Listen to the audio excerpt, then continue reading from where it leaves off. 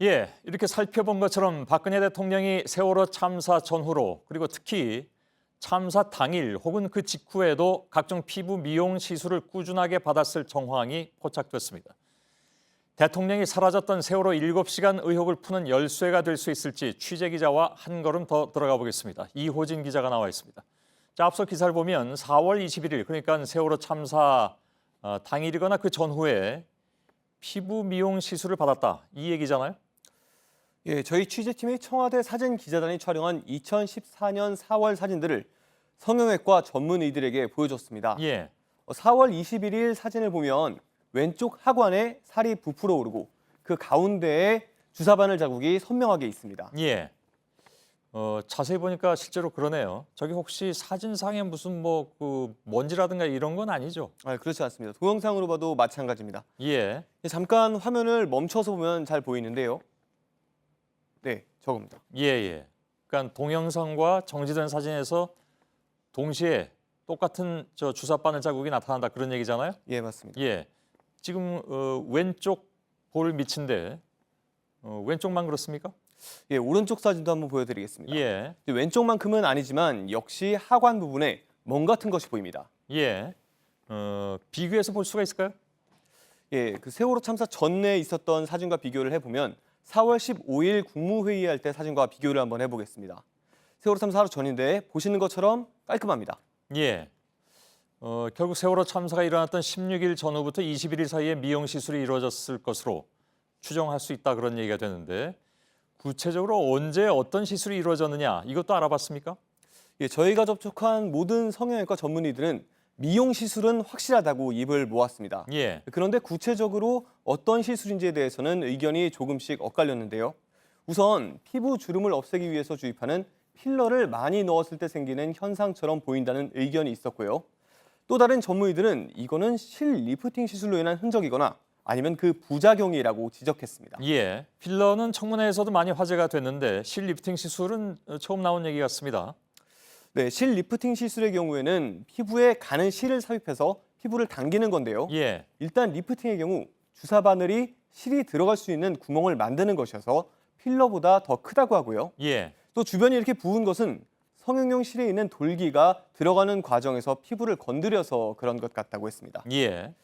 이제 일부 전문가들은 실을 넣은 뒤에 끝을 잘라서 피부 표면에 보이지 않게 해야 하는데 그게 제대로 안 됐다고 추측했습니다. 예. 확대해서 보면 실이 조금 보이기도 합니다. 아, 그렇습니까? 예. 그 실이 보일 정도로 나와 있습니까? 아주 미세하게. 예. 확대해서 보면. 예. 예. 또 다른 가능성도 있습니까? 네, 안면 윤곽 시술로 보인다는 판단도 있었습니다. 이 위치를 봤을 때 일반적으로 턱 부분이 울퉁불퉁한 것을 고치는 안면 윤곽 시술로도 보인다고 했습니다. 예. 그럼 언제 시술했는지는 이게 확인이 어떻게 됩니까, 좀? 일단 필러의 경우 사람에 따라서 적게는 2, 3일에서 길게는 일주일까지 멍이 들기도 하고요. 예. 리프팅의 경우에는 멍이나 붓기가 곧바로 나타난다는 겁니다. 예. 21일이 월요일이었는데 세월호 당일 근처부터 직전 주말까지 여러 가능성을 열어둬야 할 것 같습니다. 예. 그렇다면 세월호 참사 직후의 사진에는 비슷한 자국이 없었습니까?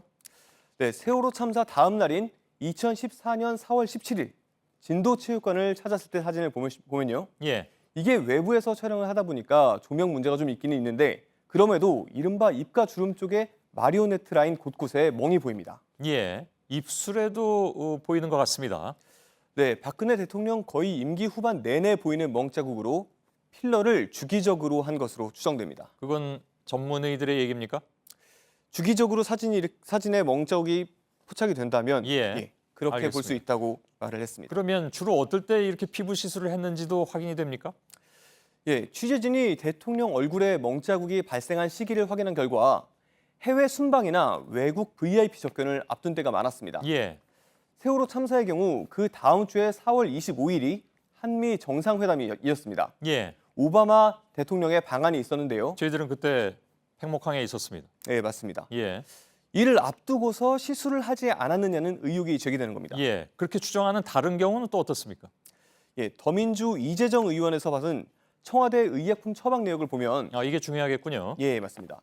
앞서 기사에서도 본 것처럼 2014년 3월 17일 피부 마취제인 엠라가 처방되고요.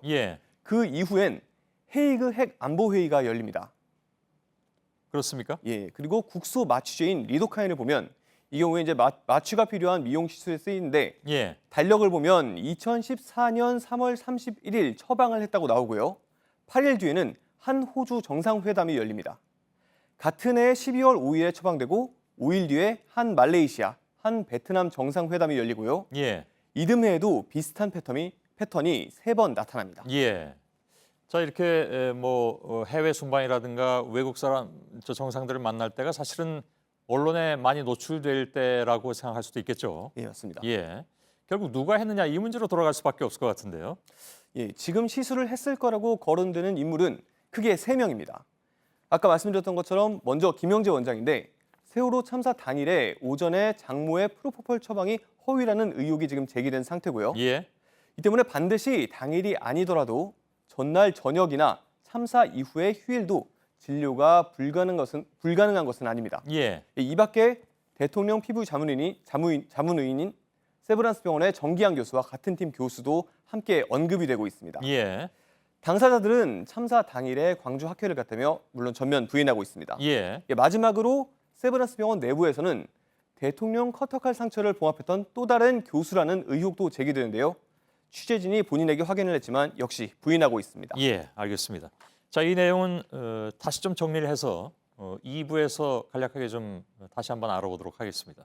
이호진 기자였습니다.